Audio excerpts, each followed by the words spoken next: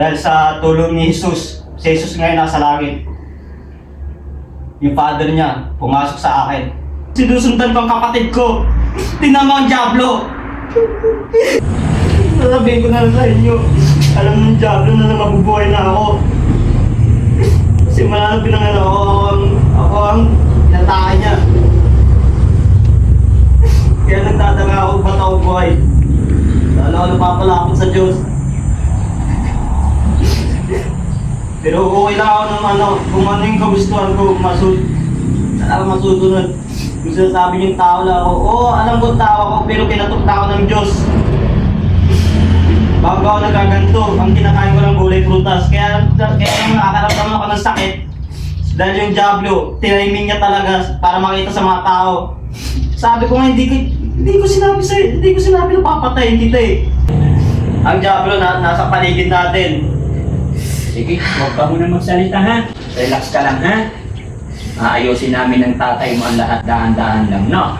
Okay, so yun mga kababayan, totoo po yung sinabi ni Al. Kasi nung unang araw na punta namin dito, natatnan namin, ang target talaga dito noon is yung nanay niya. Pag alis namin, siya naman ang dumating, nakita daw niya yung sitwasyon ng kanyang nanay, kaya niya pinakawalan. At yun na rin po yung naging problema.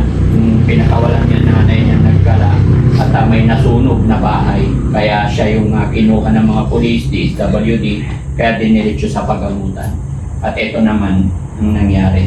Kaya mga kababayan, huwag po kayo mag-alala, gagawa natin ng paraan.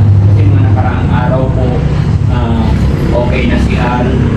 Kasi wala siyang bike noon, then nawala walang mga cellphone, naging okay na. Sa pagmamahal ng ating buting sponsor, pinabigyan siya ng cellphone. And then sa pagmamahal din ng tatay, sinunod yung gusto ni Al na mabawi yung bike. Simula na na-stress, parang napagod yung kanya. Huwag niyo sabihin na stress ako. Napagod lang. Okay. Doon nagsimula na napagod si Al. Kaya sige mga kababayan, sundan muna natin yung request ni Al na gusto niya muna mag-relax dito. Alam ko hindi po siya pababayaan ng kanyang tatay. No, tay? Nung masasabi mo tayo, dito ka tay, kaya ano? Tay, upo ka dito, tabihan mo yung anak mo. Huwag ka umiyak tay, lakasan mo. Kaya nyo lang kung ano kagustuhan ni tatay, may tiwala ko sa kanya. Opo. Tay, tabi ka dito, upo ka dito. Tabihan mo po siya. Sige na tayo, huwag kang umiyak. Kaya natin ito tayo. Huwag kang mag-alala. Kailangan mas matatag pa tayo. Kalmahin mo lang anak mo. Ganyan lang po yan tayo. Sige na, yun lang lahat. Yung ginagawa ni Janet lang kaya aalis na sila. Para makapagkain Pero paano dito muna ako tayo? Sa mga kita dito.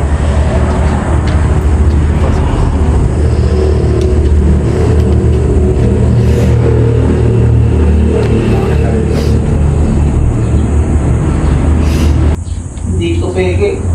Kung ano yung nararamdaman ko, hindi ako peke sa inyo. Isang proyekto kailan nangyari sa akin, ang dami sa pangyari sa akin. Ang babastos, pananakit sa akin. Hindi pagpansin sa akin, ang dami. Hindi ko sinabi na papatay ko ang tatay ko.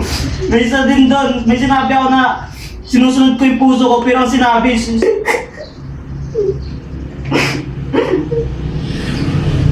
pinarpit tayo, pero hindi niya ako mapupuksa. Nandito na ang Diyos, ako lang nagsasabi sa inyo. Kaya gulay prutas para hindi magkasakit ang mga tao. Basta siya lang kakain. Paniniwala. Kaya nung bahala, nasa inyo ang paniniwala, wala sa akin paniniwala nyo. Kaya nga, di ko kayo pinipilit para ma-enjoy nyo ang buhay.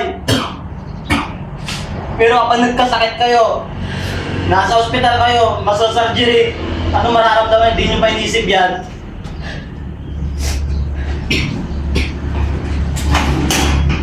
Yun lang.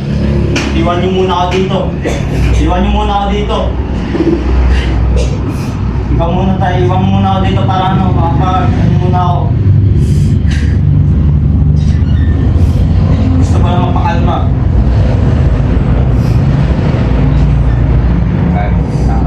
Kailangan ko nga na nasa't makita ko ano mo, katatayuan mo. Iiwanan ka dyan, nag-iisa ka dyan para kami Okay lang, may darating ang araw na sasabihin ko lalabas ako dito.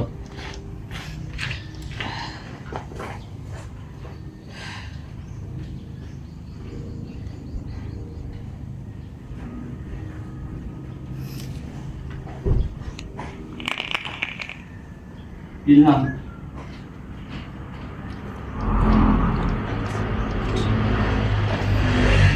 Ito ang gusto ng Diablo na mangyari sa akin. Kasi alam niya, kaya nga sa lahat ng mga panganay kukunin para patayin. Ako panganay ako. Denied si nanay. Kaya nga nagbigay sinyalis na sa'yo.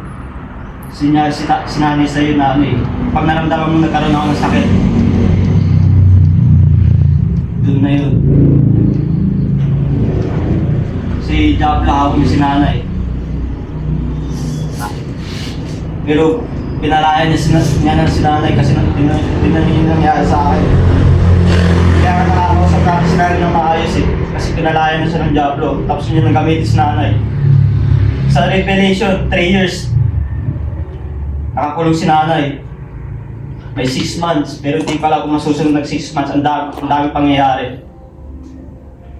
Pero itong nagsasalita na to, pwede si Father ang nagsasabi niya sa inyo.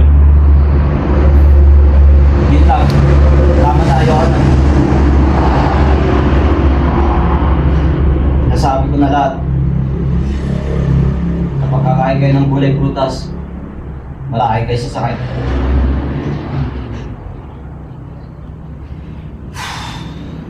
Ano ba ito mo? Iwanan na natin.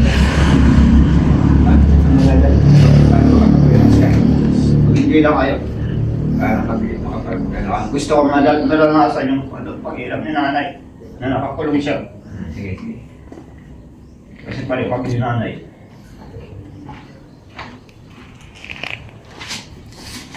Kayo din.